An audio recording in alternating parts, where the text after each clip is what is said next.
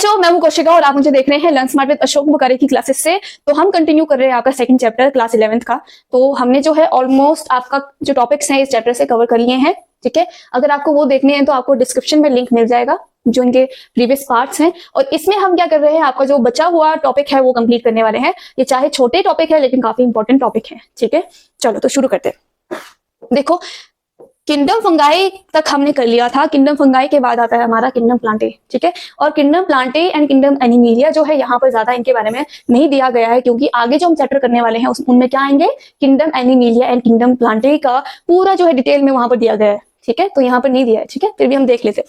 ठीक है, तो जो किंगडम प्लांटे हैं उनमें कौन से ऑर्गेनिज्म आएंगे जो कि मल्टी सेलुलर यूकैरियोट्स होंगे और साथ में उनके अंदर क्या प्रेजेंट होगा, क्लोरोफिल प्रेजेंट होगा।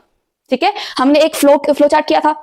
जितने भी मल्टी सेलुलर यूकैरियोट्स थे वो किस में आ रहे थे, किंगडम फंगाई में आ रहे थे, एनिमल में आ रहे थे और प्लांट में आ रहे थे। ठीक है, तो यहाँ पर कैसे आएंगे, जिनके अंदर भी क्लोरोफिल प्रेजेंट होगा वो किस में आ जाएंगे, किंगडम प्लांटे में आ जाएंगे। ठीक है, तो ये कैसे होते हैं, यूकैरियोटिक क्लोरोफिल कंटेनिंग ऑर्गेनिज्म। ठीक है, और क्या होगा, सेल जो है यूकैरियोटिक सेल होगा और क्या होगा उसमें प्रेजेंट, क्लोरोप्लास्ट प्रेजेंट होगा। ठीक है, जहां पर भी प्लांट्स में आपको ग्रीन पार्ट दिखेगा वहां पर क्या प्रेजेंट होगा, क्लोरोप्लास्ट प्रेजेंट होगा, जिसके अंदर क्या होता है, क्लोरोफिल होगा। ठीक है, और क्लोरोफिल क्यों जरूरी है, क्योंकि प्लांट्स जो है वो ऑटोट्रॉप्स हैं, मतलब कि खुद अपना अपना खाना जो है बनाते हैं, है ना।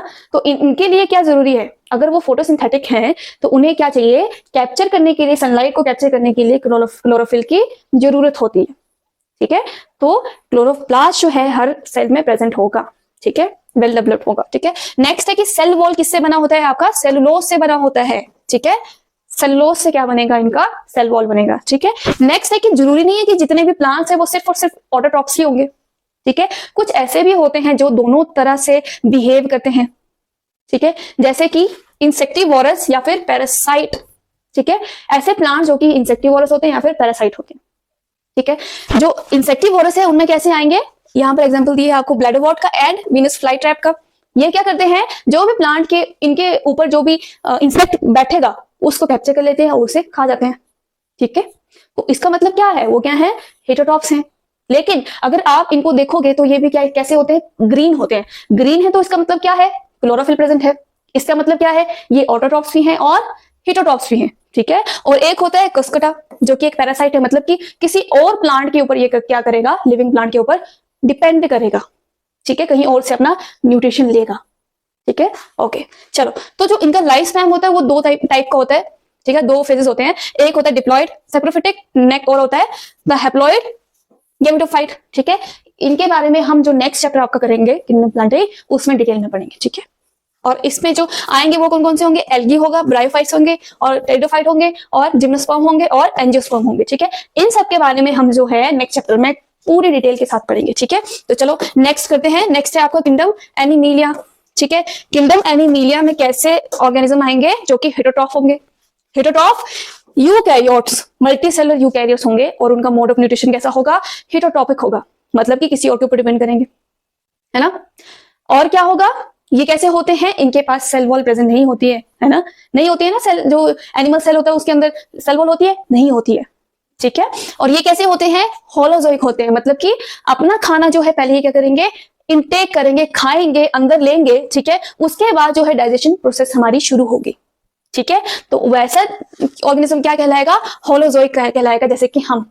ठीक है, ऑलमोस्ट जितने भी इस किंगडम में आएंगे वो क्या होंगे, होलोजोइक होंगे। ठीक है, they digest their food in an internal cavity and store food reserve as glycogen और फैट। मतलब कि जैसे कि प्लांट जो है अपना खाना किस फॉर्म में स्टोर करते हैं, स्टार्च की फॉर्म में स्टोर करते हैं, उसी तरह यहाँ पर किस फॉर्म में करेंगे, ग्लाइकोजन में या फिर फैट के फॉर्म में जो है खाना स्टोर होगा। ठीक है, सेक्सुअल रिप्रोडक्शन होती है किंगडम एनिमेलिया में। ठीक है, एसेक्सुअल रिप्रोडक्शन नहीं होती है। ठीक है, तो ये था आपका किंगडम एनिमेलिया। इसके बाद है आपके जो कुछ टर्म्स, वायरस, वायरॉइड। ठीक है, फिर आपका प्रियॉन्स। ठीक है, फिर आपका लाइकन्स आएंगे। ये जो बच्चों आपको दिख रहे हैं ना, तो इनमें जो है वायरस, वायरॉइड एंड प्रायोन्स जो है इनमें प्रेजेंट नहीं है। क्योंकि ये किस तरह से बिहेव करते हैं, क्योंकि इनके अंदर जो है सेलुलर ऑर्गेनाइजेशन नहीं होती है। ठीक है, सेल ही नहीं है। ठीक है, अगर सेल नहीं है तो ये किसके अंदर नहीं आएंगे, 5 किंगडम क्लासिफिकेशन के अंदर नहीं आएंगे। ठीक है, देखो the 5 kingdom classification of Whittaker, there is no mention of lichen and some acellular मतलब कि सेल नहीं होगा। Organism like virus, viroids and prions they are briefly introduced here. ठीक है, थोड़ा सा इनके बारे में इंट्रोडक्शन यहाँ पर दिया है। 5 किंगडम क्लासिफिकेशन में ये इंक्लूड नहीं है। ठीक है, क्योंकि ये लिविंग नहीं होते हैं। ठीक है, ये भी कॉन्ट्रडिक्शन है क्योंकि ये दोनों की तरह बिहेव करते हैं, लिविंग की तरह भी करते हैं और नॉन लिविंग की तरह भी करते हैं, जो वायरस है हमारा। ठीक है, इसके बारे में देखते हैं। The virus are non cellular organism, they are not placed under biological classification। मतलब कि सेल नहीं है तो लिविंग नहीं है, इसका मतलब ये क्लासिफिकेशन में नहीं आते हैं। ठीक है, इनका स्ट्रक्चर कैसा होता है? ये इनर्ट क्रिस्टलाइन स्ट्रक्चर फॉर्म करते हैं लिविंग सेल के बाहर। मतलब कि अगर इन्हें जो है होस्ट नहीं मिलता है तब भी ये एक स्ट्रक्चर फॉर्म करते हैं क्रिस्टल्स का, जिसकी वजह से ये क्या करते हैं? सर्वाइव करते हैं, काफी लंबे अरसे तक ये बिना होस्ट के रह सकते हैं। ठीक है, इन एक्टिव फॉर्म में चले जाएंगे। ठीक है, तो इस स्ट्रक्चर को हम देखते हैं। ये देखो आपकी एनसीईआरटी में भी दिया होगा ये। ठीक है, ये जो है ये क्रिस्टलाइज्ड जो स्ट्रक्चर है वायरस का वो है।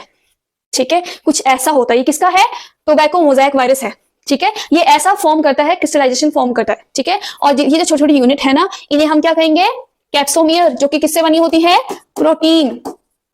ठीक है, the protein code called capsid made of small subunits called capsomeres protects the nucleic acid। ठीक है, इनके अंदर जो है आरएनए होगा, ठीक है, या फिर डीएनए होगा। ठीक है, एक वायरस में जो है सिर्फ एक ही टाइप का जो है प्रेजेंट होगा। ठीक है, या तो फिर आरएनए होगा या फिर डीएनए होगा, लेकिन एक एक्सेप्शन है।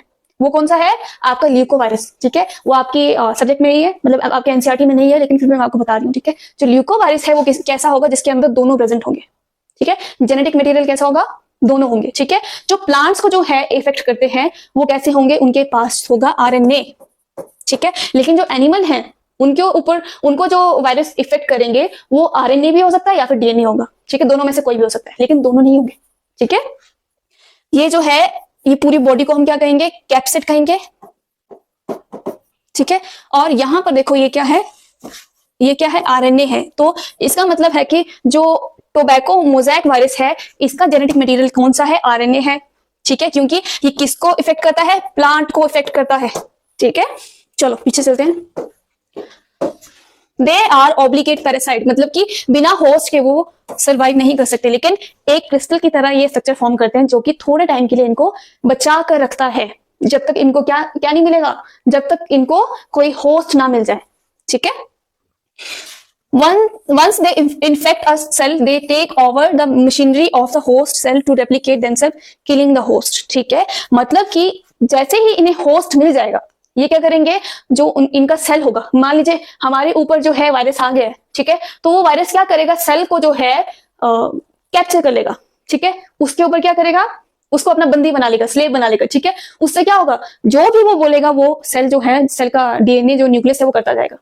ठीक है, मोस्टली क्या करते हैं वो? रेप्लिकेशन करने के लिए बोलते हैं सेल को। ठीक है, जिससे क्या होगा? रेप्लिकेट होता जाएगा और इन दी एंड क्या होगा? होस्ट जो है मर जाएगा। ठीक है, जितने भी जुकाम खांसी ये जो किसकी वजह से होता है? ये वायरस की वजह से होता है। ठीक है, they have genetic material that could be either RNA और डीएनए।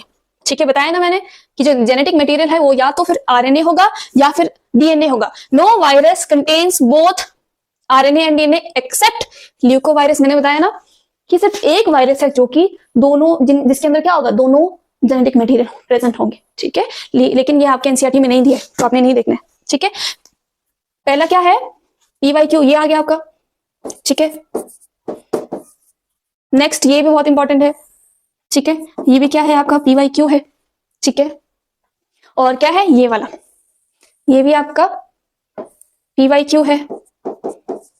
ठीक है, और जो वायरस का जो न्यूक्लियो प्रोटीन होता है, ठीक है, एंड जो जेनेटिक मटेरियल होता है वो कैसा होता है? इन्फेक्शियस होता है।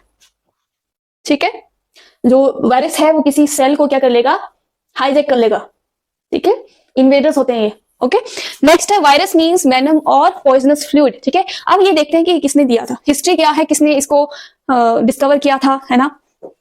देखो बच्चों, हिस्ट्री में क्या हुआ? जब 1892 में अभी तक जो है वायरस हमारा डिस्कवर नहीं हुआ था, तो जो डिमिट्री इवानोव्स्की हैं उन्होंने क्या किया? उन्होंने टोबैको का प्लांट लिया, उसे डेमोन्स्ट्रेट किया। उन्हें लगा कि कोई बैक्टीरियल जो है इन्फेक्शन हुआ है, किसी तरह का बैक्टीरिया है, तो उन्होंने क्या किया? बैक्टीरिया प्रूफ फिल्टर लगाया।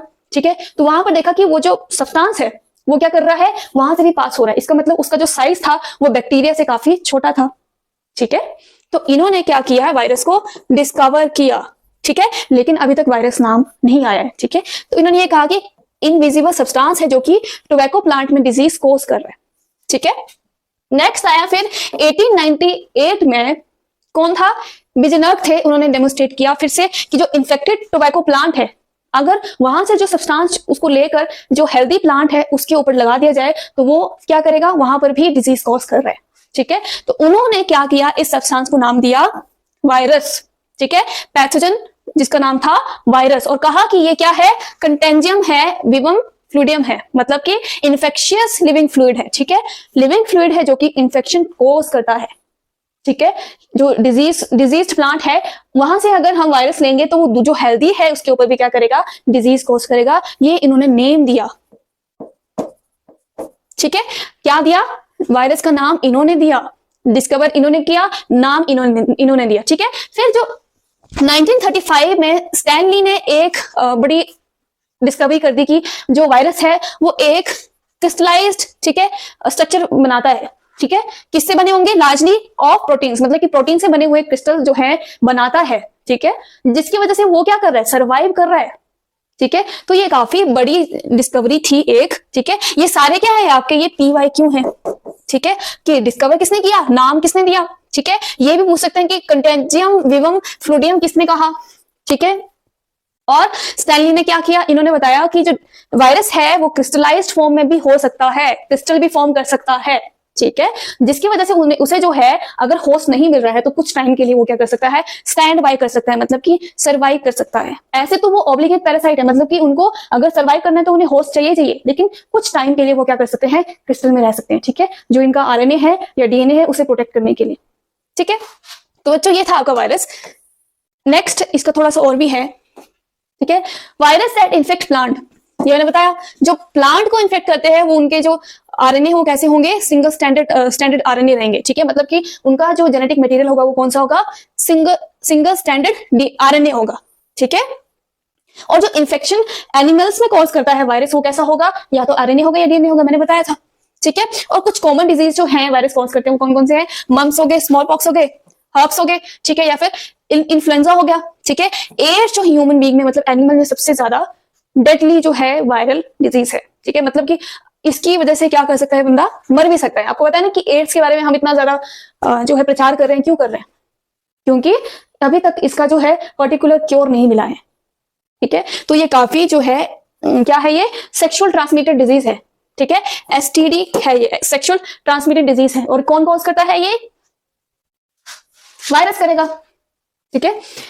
बैक्टीरियल वायरसेस और बैक्टीरियोफेज, मतलब कि बैक्टीरिया के ऊपर जो वायरस होंगे वो कैसे होंगे, डबल स्टैंडर्ड DNA होगा। बैक्टीरियोफेज देखा ना हमने ऊपर, वो भी क्या है, डबल स्टैंडर्ड है, ठीक है। अब ऐसा भी है, ठीक है, in plants some symptoms can be mosaic formation, leaf rolling and curling, yellowing and vein clearing, dwarfing and stunt growth, मतलब कि जब ये प्लांट के ऊपर जो है वायरस इन्फेक्ट करेगा तो उसकी जो लीफ है, ठीक है, या वेन है, वो कलरलेस हो जाएंगे, मतलब कि वहां से क्लोरोफिल निकल जाएगा सारा, है ना, या फिर कर्ल्ड होंगी, ठीक है। फिर मान लीजिए प्लांट की ग्रोथ काफी है लेकिन इन्फेक्शन की वजह से वो काफी उसकी हाइट जो है डिक्रीज हो जाती है, मतलब कि कम रह जाती है, बढ़ता नहीं है, ग्रो अच्छे तरह से नहीं कर पाता है, ठीक है, अच्छे से उसकी ग्रोथ नहीं होगी, ठीक है। तो ये काफी इंपॉर्टेंट है आपका, ठीक है, ये भी PYQ ही है आपका, ठीक है।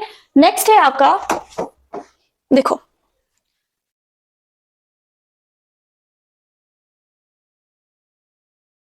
वायरस हो गया हमारा। अब हम करेंगे वायरोइड्स, ठीक है, ये भी क्या है, वायरस की तरह ही है लेकिन साइज इनका काफी छोटा होता है, ठीक है। और इसे किसने डिस्कवर किया था, डाइनर ने किया था। कब किया था, 1971 में। ये पे PYQ है कि वायरोइड किसने डिस्कवर किया था, ठीक है। उन्होंने देखा कि ये जो है, एक मान लीजिए इनके पास था कोई आलू था, पोटैटो था, ठीक है, उसका जो ट्यूबर है वो कैसा होता है, ऐसा होगा, आलू देखा ना कि आप, ऐसा होता है। लेकिन उन्होंने देखा कि जो एक पोटैटो है अलग सा, इसका थोड़ा सा अलग सा शेप है, कुछ स्पिंडल शेप है, ठीक है, ऐसा हो जाएगा, ठीक है। तो उन्होंने देखा कि शायद इसके ऊपर कोई बीमारी है, ठीक है। तो तब इन्होंने डिस्कवर किया कि एक इन्फेक्शियस एजेंट है जो कि वायरस से काफी छोटा है, जो डिजीज कॉज करता है, किसमें, पोटैटो में, ठीक है।